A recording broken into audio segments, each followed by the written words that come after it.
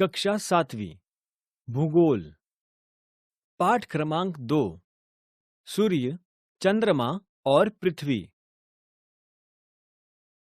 चंद्रमा की गतियां। पृथ्वी की तरह चंद्रमा की भी अक्षीय और कक्षीय गतियां है। चंद्रमा अपने चारों ओर घूमते हुए पृथ्वी के चारों ओर परिक्रमा करता है और पृथ्वी सूर्य की परिक्रमा करती है।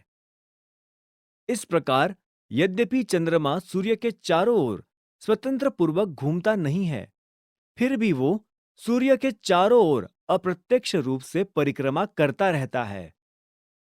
चंद्रमा की परिभ्रमण और परिक्रमण गति की कालावधि एक जैसी होती है, अतः हमें चंद्रमा का एक ही पक्ष लगातार दिखाई देता है। थोड़ा विचार करो। सूर्य के प्रकाश एवं चंद्रमा के प्रकाश की भांति क्या पृथ्वी का प्रकाश भी हो सकता है? यदि प्रकाश है तो वो कहाँ हो सकता है? करके देखो।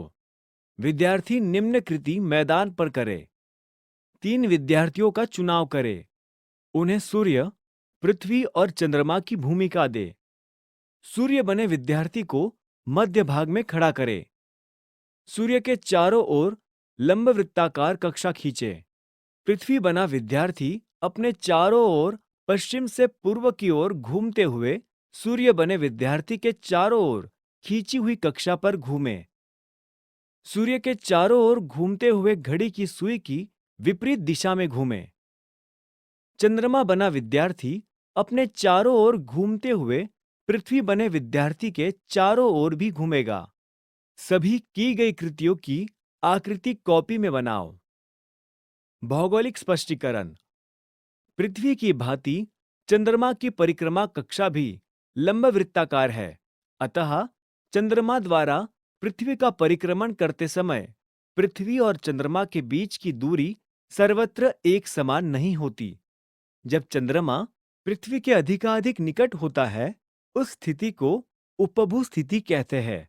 इसके विपरीत जब वो पृथ्वी से अधिकाधिक दूर रहता है, तब उस स्थिति को चंद्रमा की अपभू स्थिति कहते हैं। तुमने चंद्रमा की कलाओं का अध्ययन किया है।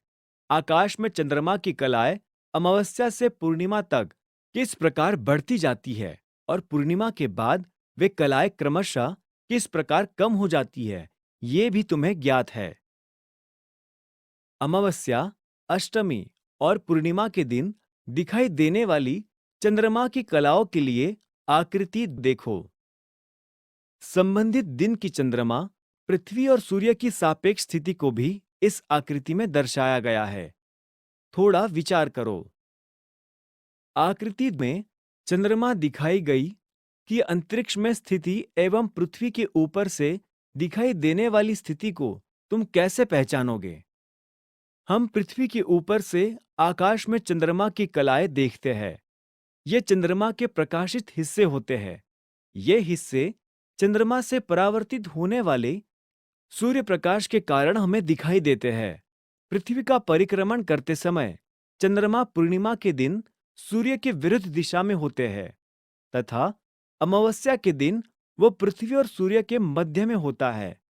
शुक्ल और कृष्ण पक्ष की अष्टमी के दिन चंद्रमा, पृथ्वी और सूर्य के बीच 90 डिग्री का कोण बनता है।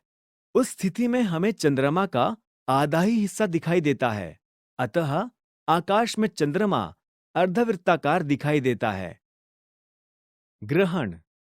पृथ्वी की परिक्रमण कक्षा तथा चंद्रमा की परिक्रमण कक्षा सदैव एक ही स्तर पर नहीं होती है। चंद्रमा की परिक्रमण कक्षा पृथ्वी की परिक्रमण कक्षा के साथ लगभग 5 डिग्री का कोण बनाती है।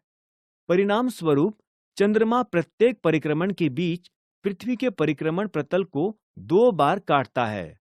प्रत्येक अमावस्या को सूर्य, चंद्रमा और पृथ्वी को जोड़ने वाली रेखा में 0 डिग्री का कोण होता है तथा पूर्णिमा को वो 180 डिग्री होता है। ऐसा होने पर भी प्रत्येक अमावस्या अथवा पूर्णिमा को सूर्य, चंद्रमा और पृथ्वी एक स्तर पर और एक रेखा में आते नहीं हैं।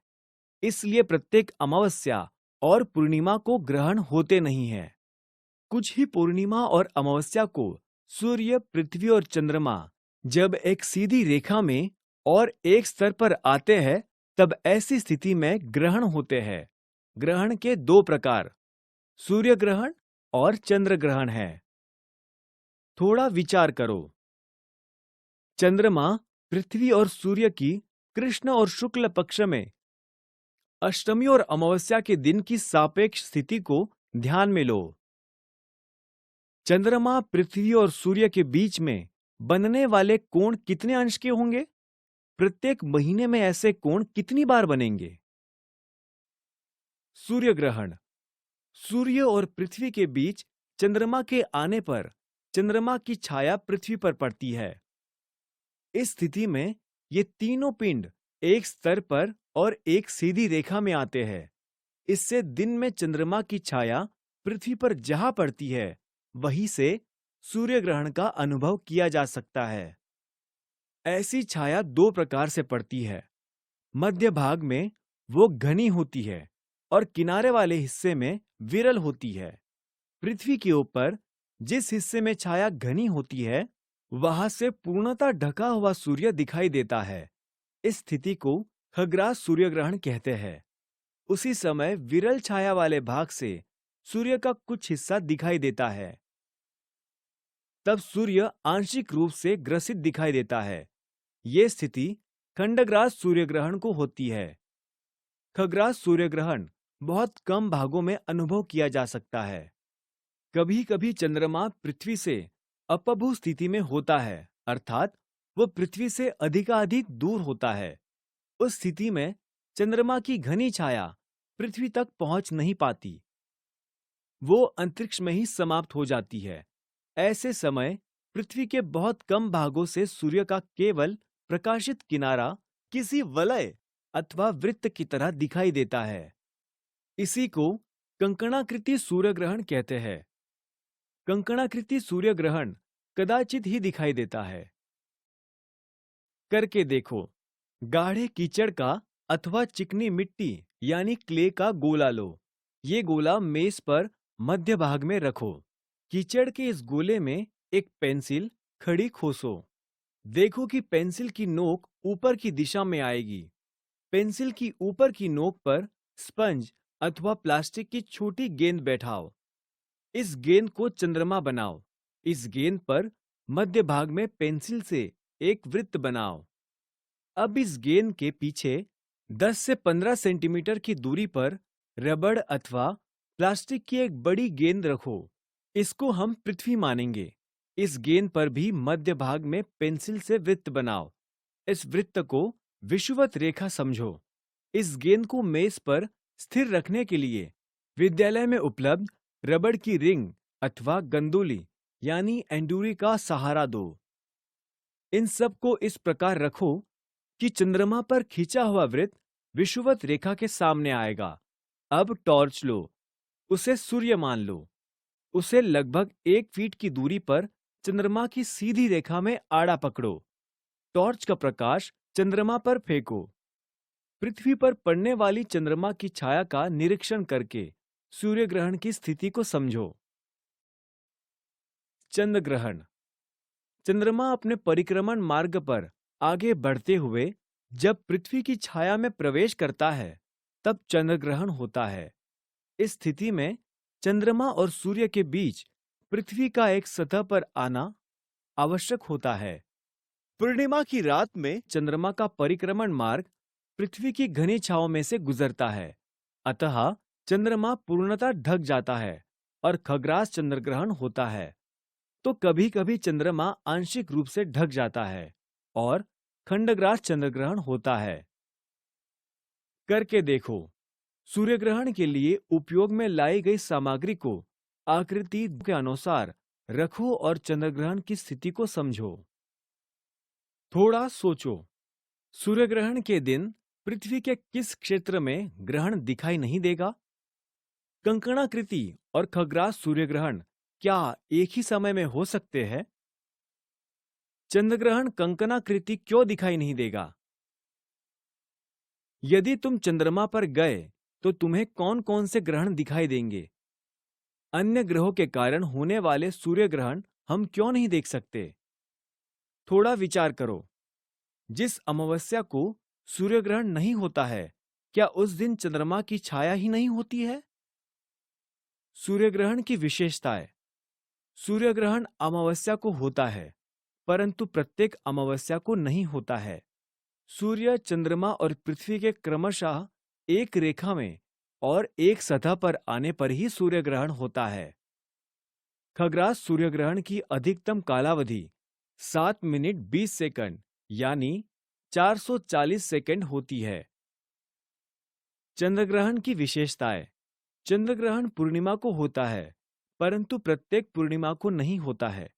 सूर्य, पृथ्वी और चंद्रमा के क्रमशः एक रेखा में और एक सतह पर आने पर ही चंद्रग्रहण होता है।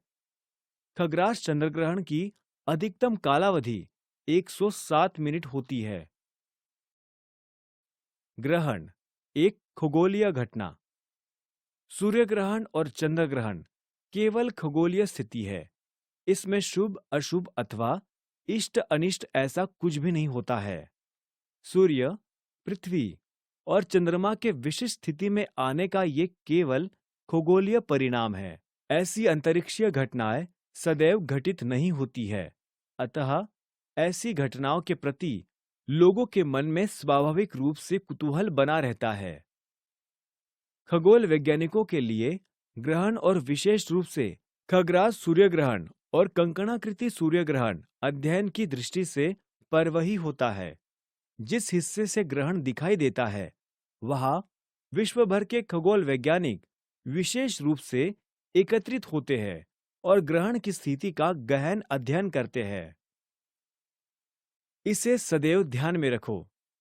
सूर्य ग्रहण देखते समय काले कांच अथवा विशिष्ट प्रकार के गॉगल का उपयोग करना आवश्यक होता है, क्योंकि सूर्य के प्रखर प्रकाश के कारण आंखों को क्षति पहुंच सकती है। सूर्य ग्रहण की कालावधि में अचानक अंधेरा छा जाता है, अतः पशु पक्षी हड़बड़ा जाते हैं। उनके जैविक घड़ी की अपेक्षा ये बड़ी अलग घटना होती है। इस घटना के प्रति उनकी प्रतिक्रिया भी अलग होती है। ग्रहण के समय तुम उनका निरीक्षण करो और उसका अंकन करो। क्या तुम जानते हो? पिधान और अधिक्रमण।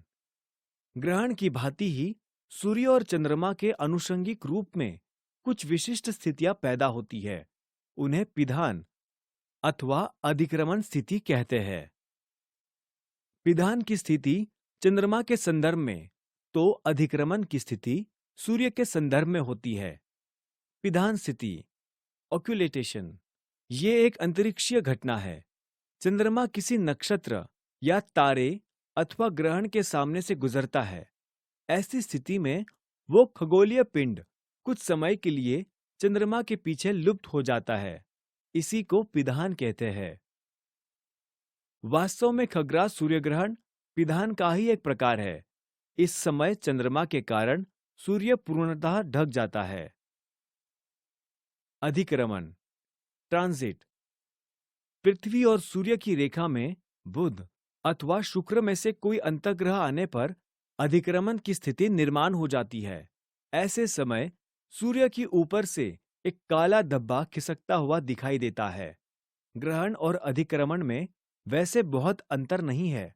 अधिक्रमण ये भी एक तरह से सूर्य ग्रहण ही होता है। मैं और कहा हूं। 7वीं कक्षा सामान्य विज्ञान ग्रहण पृष्ठ क्रमांक 116। 6ठी कक्षा सामान्य विज्ञान पाठ 16 ब्रह्मांड का अंतरंग।